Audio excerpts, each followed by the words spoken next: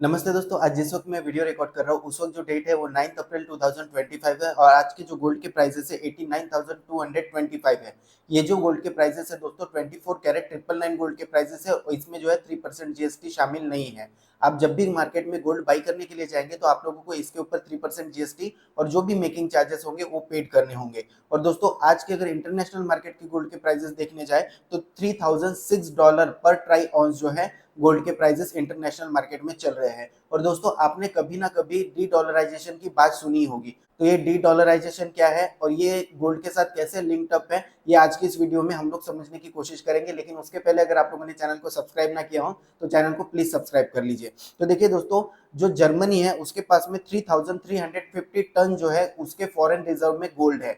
इसके बाद में अगर चाइना की बात की जाए तो 2280 टन जो है चाइना के पास में गोल्ड है, ऐसा कहा जाता है। लेकिन ये जो आंकड़े हैं ये आंकड़े कोई परफेक्ट नहीं है, क्योंकि चाइना दुनिया का 15% जो गोल्ड है वो खुद जो है उत्पादन उसका करता है, लेकिन वो जो है कहीं पर भी सेल नहीं करता। और साथ ही साथ आप लोगों ने कई बार सुना होगा कि चाइना जो है बार बार गोल्ड जो है खरीद रहा है, यानी कि अपने पास में इंपोर्ट कर रहा है। तो ये जो आंकड़े हैं कहीं ना कहीं मैनिपुलेट करने के लिए भी चाइना बताता है, ऐसा जो है सारी दुनिया का मानना है। इसके बाद में जो इंडिया का फॉरेन गोल्ड का रिजर्व है वो है 845 टन और इसमें से 300 टन के करीब जो है गोल्ड अभी भी बैंक ऑफ इंग्लैंड में कह लीजिए या एलबीएमए में फंसा हुआ है, ऐसा आप लोग जो है मान सकते हैं। अब 3,350 टन जो जर्मनी का गोल्ड है इसमें से 1200 टन के आसपास जो है फेडरल रिजर्व जो है यूएसए का वहां पर जमा है। इसके बाद में जो बाकी का गोल्ड है वो यूके में बैंक ऑफ इंग्लैंड कह लीजिए या फिर एलबीएमए में जमा है, ऐसा कहा जाता है। तो जो जर्मनी है अब कहीं ना कहीं जो है अपना गोल्ड जो है वापस लेने की जो है बात कर रहा है।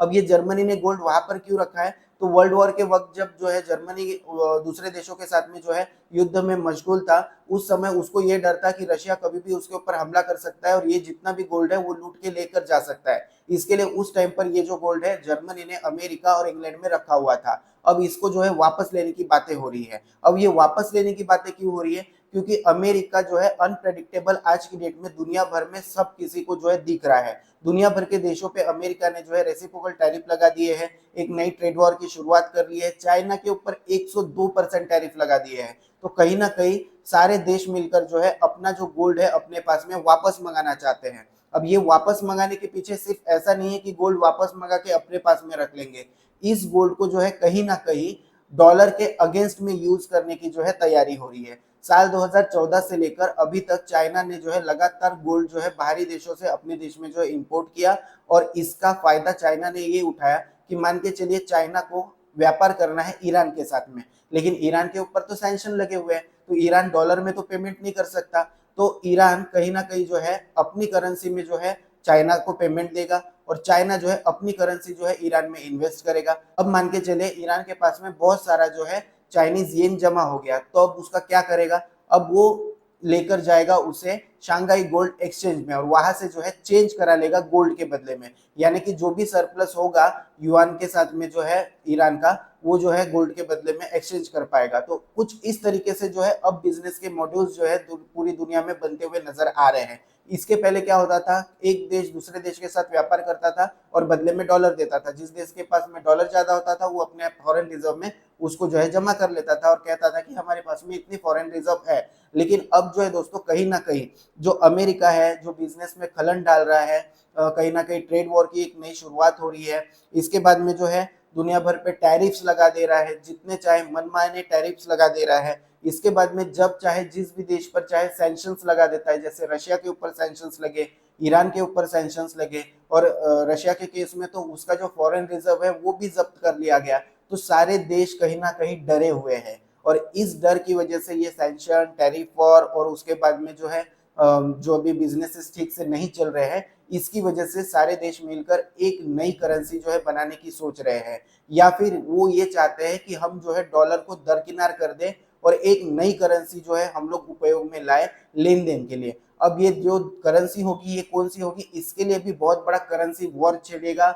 कौन से देश की करेंसी कितनी ज्यादा मजबूत है ये सब देखा जाएगा। लेकिन इसका सॉल्यूशन कहीं ना कहीं ब्रिक्स नेशंस ने जो है दिया है। ब्रिक्स नेशन क्या है मैं आप लोगों को बता देना चाहता हूँ, ब्राजील, रशिया, इंडिया, चाइना और साउथ अफ्रीका, ये मेन 5 कंट्रीज है। इसके बाद में 5 और कंट्रीज भी इसमें जो है ऐड हुई है।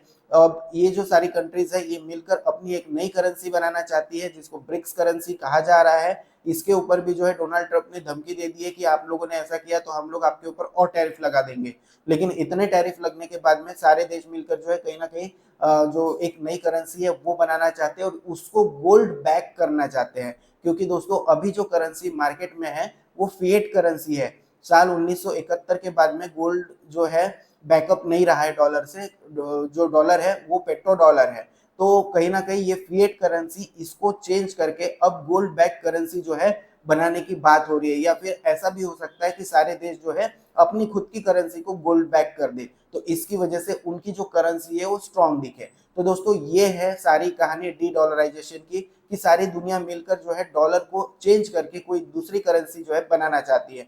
और ऐसी कोई नई करेंसी बनती है या फिर बनने की संभावना है तो गोल्ड के प्राइसेस हम लोगों को काफी ज्यादा बढ़ते हुए नजर आ सकते हैं क्योंकि ये जो करेंसीज होगी ये गोल्ड बैक करेंसीज होगी। उम्मीद करता हूं दोस्तों ये जानकारी आपको पसंद आई होगी। ये जानकारी पसंद आई हो तो इस वीडियो को लाइक कर दीजिए, दोस्तों के साथ शेयर कर दीजिए। चैनल पर नए हैं तो चैनल को जो है सब्सक्राइब करना बिल्कुल ना भूले। आज के लिए बस इतना ही। Thank you.